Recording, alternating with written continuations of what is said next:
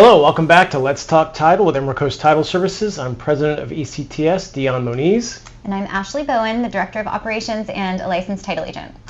All right, so today it's going to be kind of a quickie, but important nonetheless. We're going to tell you the differences between the as-is contract form versus the regular FAR/BAR contract form. Yes, there are not a lot of differences. There's only one paragraph that changes really. There is one other change. You and I were talking about that only paragraph 12 was the only thing that changes, but also the repair limits in paragraph 9, the closing costs, are not in the as-is because there are no repairs to be made. That's right. That is one other little change. But just the one paragraph. Yeah, so just real quick, kind of take it from the top situation. We did a full 5-part series on the comparison between the FAR/BAR and CRISP. So if you want details on the regular contract, go back to that. So today we just want to point out the main difference, or really the only difference in the as-is contract is this whole inspection period and right to cancel. Because we still get some agents that call us under a FAR/BAR contract thinking that their seller can back out, if the repair limits are exceeded, etc. And that's not necessarily the case. We'll get into that in a minute, but that ties into the differences between the two. So on an as-is contract, obviously you're buying the property as is, and for that reason you get this inspection period that's in section 12 of the contract, and it gives the buyer a set number of days to inspect the property and then decide whether to proceed with the closing. And an important thing to point out here is that if the buyer determines in buyer's sole discretion that the property is not acceptable to the buyer may terminate the contract. Yes. It's in buyer's sole discretion, where Correct. in the residential contract for sale and purchase, you have to have a licensed inspector come and do an inspection. In this situation, it can just be the buyer himself. Yep. And so let's go through the different inspection periods between as-is and regular FAR/BAR. So under as-is, like Ashley just said, you don't have to be a licensed inspector. You can go, you might not like the color of the paint or how the doorbell sounds when you hit the button. Any reason whatsoever within the buyer's sole discretion, the buyer can back out, cancel the contract, and get the EMD so long as it's done within the inspection period. That's what's called the right to cancel. So the buyer has the sole and exclusive right to cancel the contract for any reason within that time frame. So that's a really big, that's the advantage to doing as is. Mm-hmm. You're not getting some of the warranties and reps that you would under the normal contract, but you've got that full-on right to cancel opportunity. I like it. And it can be beneficial to the seller too, because the seller is not having to make any repairs. Right, absolutely. So like you said, because of this right to or inspection period and right to cancel clause in the as-is, there's not a repair limit allowance. So if you flip over to the FAR/BAR contract, then you have this set of repair allowances that default at 1.5%, but you have, what are the 3 buckets, Ashley? General repair, WDO, and then permits. Right.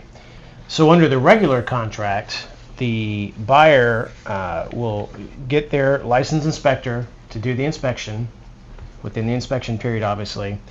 And if that inspection report comes back with items, warranted items that are affect working condition that have to be repaired under the repair limit, that are in excess of the repair limit, then that gives seller a 10-day window. Seller has 10 days upon receiving buyer's demand, so to speak. Basically, buyer says, all right, here's the list of items I want fixed.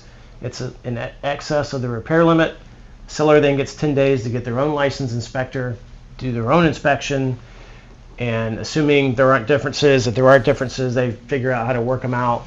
But assuming their inspector also says that the warranted items exceed the repair limit, then the seller has 2 options. Either seller can go, okay, I'm going to go outside the repair limit and fix all the warranted items, or no, I'm only going up to the repair limit. Any warranted items that are in excess of the repair limit, I'm not fixing. And only then can the buyer or the seller have an out under the regular contract. So the buyer at that point has to accept the items as is. The items that don't get repaired, they're going to accept them in as is condition and move forward with the contract, or they can cancel the contract if all of the stuff can't get fixed. Yes, exactly. The buyer then says, okay, that's fine. We'll proceed. We'll cap it at the repair limit. The rest of the stuff I waive. Let's close. Or if the buyer doesn't give that notice, then then the seller can actually say, well, then, we're done. So that's the only way that a seller can get out of a regular contract under the inspection period, and the only way that a buyer can get out, depending on how things fall through how the seller responds to exactly. the over repair limit. So if the repair limit comes back and it's very, very much higher than what the limit is, but the quote is so much higher, $50,000 or what have you, like our situation with the Chinese drywall, and the buyer says, I don't want this house because of the Chinese drywall, and then the seller says, well, I'm going to fix all the Chinese drywall. I'm going to go up over and beyond the repair limit and fix everything. Then the buyer has to close. Yes. Yep. That's right.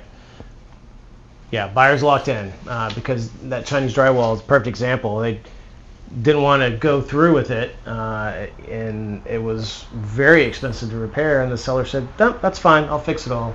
And I had to tell buyer's agent that buyer was locked in and they had to close. Still have to close. Yeah. And then unless there's some other contingency that they could get out of. But as far as the inspection period, they were locked in. That was it. There wasn't an out there anymore. Yeah. And then I have had realtors call on on a regular residential contract for sale and purchase, when they went in to do the walkthrough and get the inspections done and stuff, the buyer just said, ooh, I don't like anything about the house, I just want to cancel.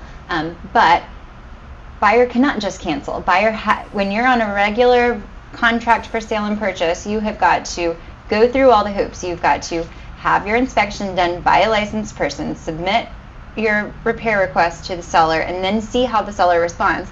If it is in such disrepair that your repair request is a mile long and very expensive, the seller likely will say no, go kick rocks or whatever.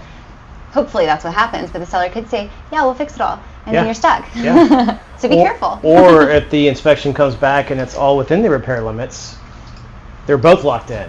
The seller's got to do the repairs because it's within the repair limits defined in the contract, and buyer has to proceed. So buyers, if you want an absolute option or right to cancel the contract for any reason whatsoever within your inspection period, then you want to go with as is. That's the biggest advantage to the as is contract. I like the as is contract. Yeah, there's definitely a time and a place for it. So one thing we should clarify is even if it is as is, the seller still has the maintenance requirement at Section 11.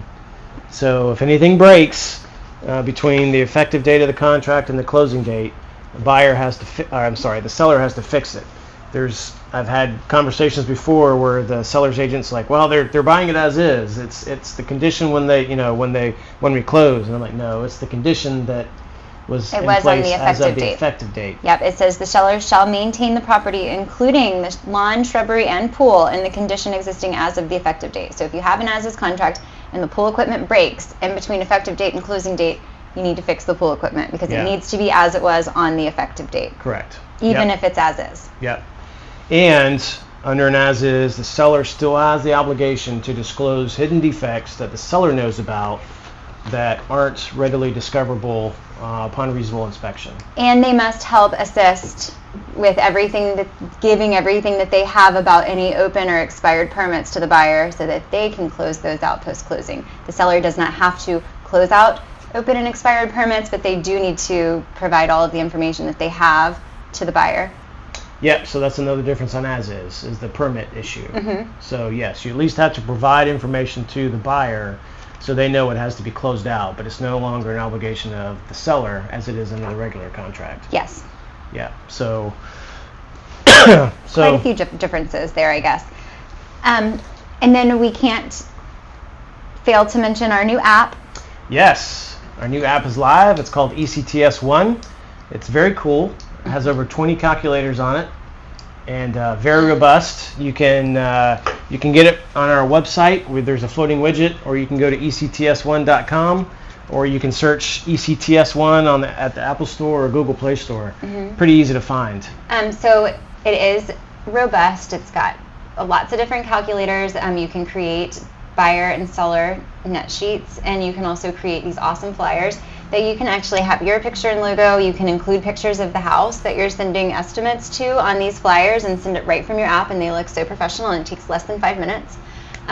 There's a bunch of great calculators. My favorite one that I think that you guys are going to like and maybe possibly start using in the next couple years is the compensation calculator.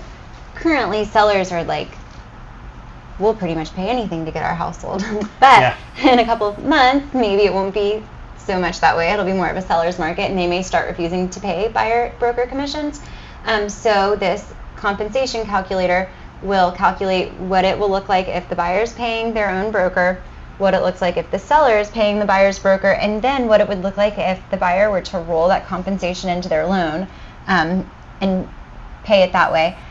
And it's really only like a couple $100 difference per month, and a couple $1,000 difference at closing, and the buyer is able to pay their own compensation. So lots of really cool calculators and things to use, and I would love to bring Appy Hour to your brokerage or to show you guys how to use this awesome app. I think it'll take a couple. I'd like to do it in a series. But yeah, there's a lot. Please reach out to me if you would like for me to come and show you how to use it.